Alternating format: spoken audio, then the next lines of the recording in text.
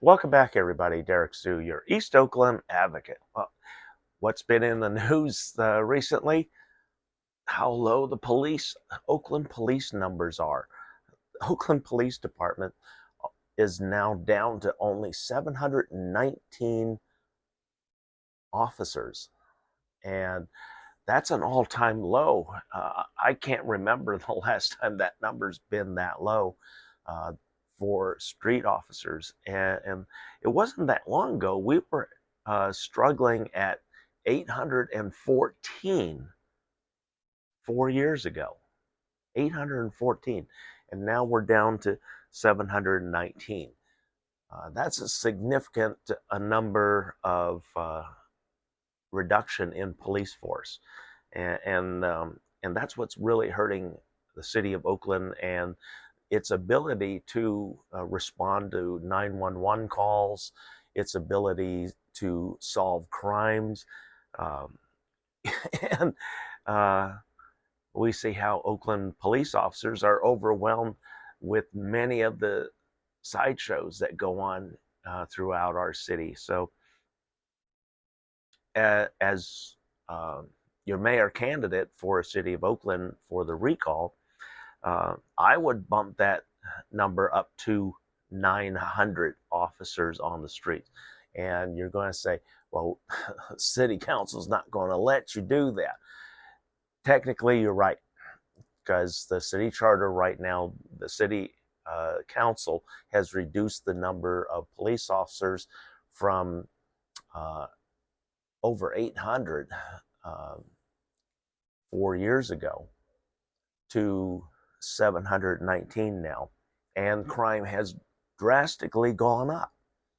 And we have a high turnover rate in Oakland Police Department, unfortunately, and so rookie cops are all over our streets, and that's another reason why we have so many issues, law enforcement issues to begin with. And so one of my workarounds of that type of situation is the community safety officers, and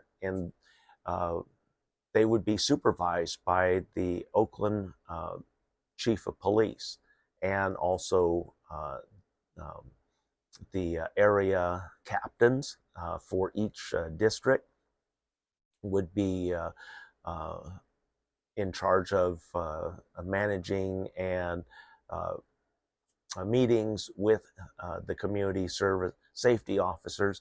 Community safety officers are paid by their district, not by taxes, but by participants, residents and businesses, and property owners of that area. And that's how those salaries are paid to those officers.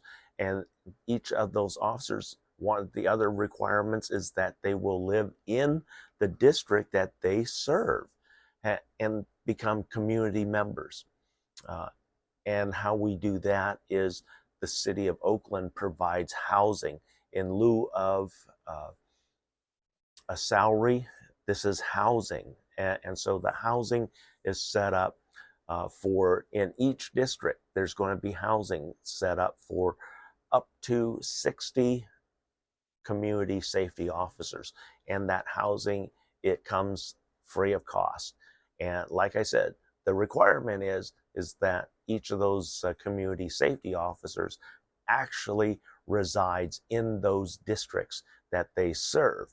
And the district itself, uh, those businesses, residents, and property owners pay a monthly fee or an annual fee, and that provides the salaries for those community safety officers, much like what we see has happened in downtown Oakland, where four major business and employers downtown Oakland said the corridor is so dangerous.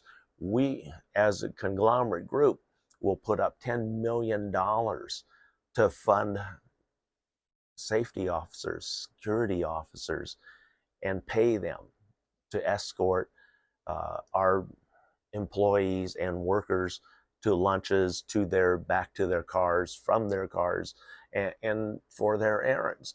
That's the same thing. That's what the community safety officer program is all about.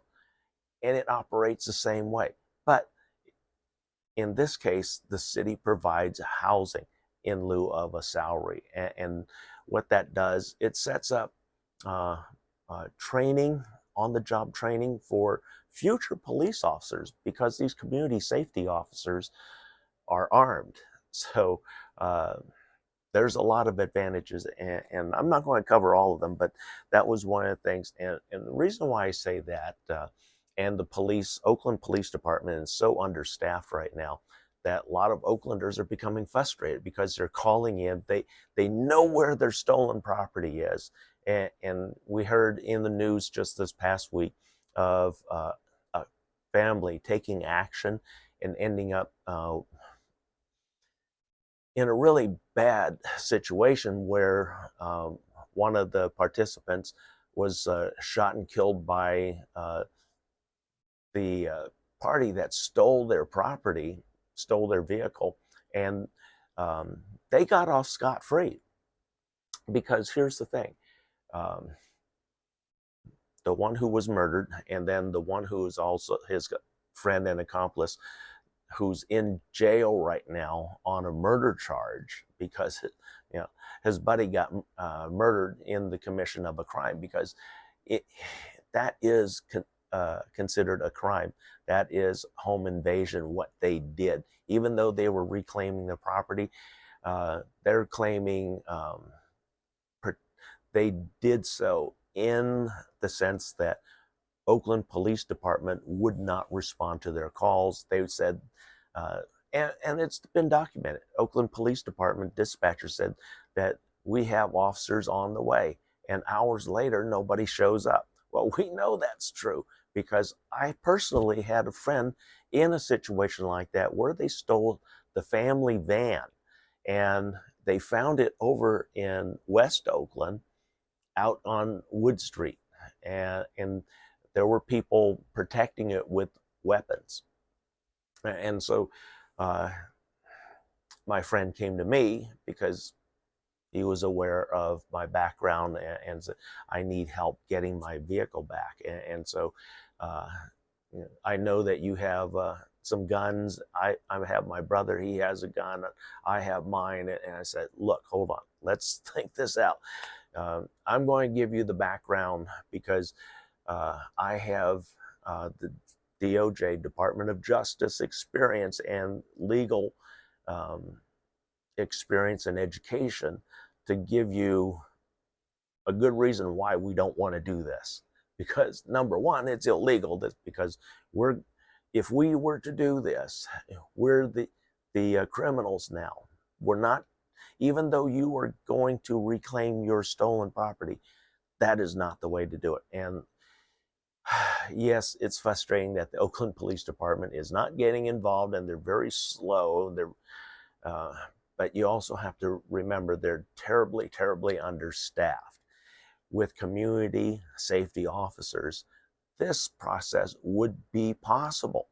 And you would have a safety officer who is armed and can call in reinforcements, up to 60 additional officers in a pinch, not to mention on top of the area Oakland police officers. So big difference. And that's what another advantage of having community safety officers.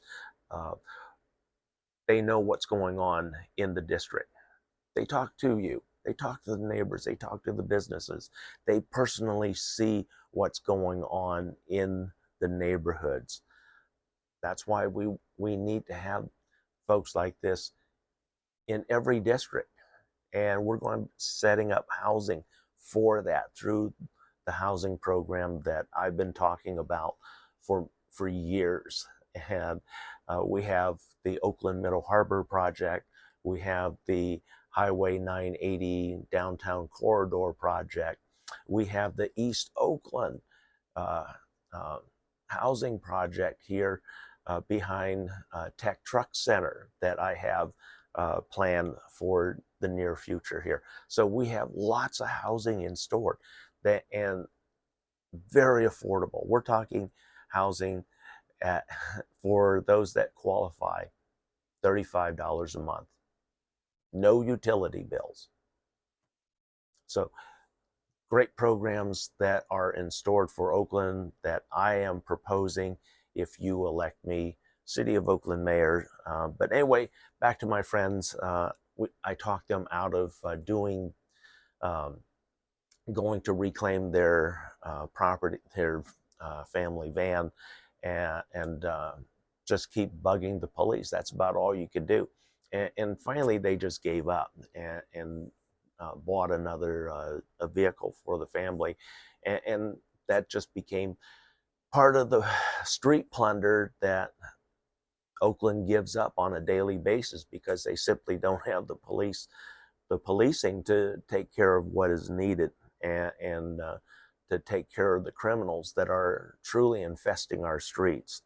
But I advised my friends what they were doing could get all of us in very, very deep trouble, if not prison time, if not dead.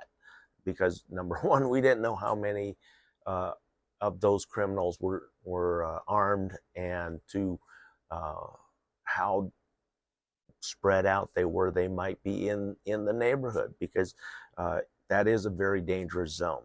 So anyway, we didn't do that, and you're probably wondering how do we get down to so they say that they're not cutting the police budgets. Yes, they are. They're cutting the police budgets left and right.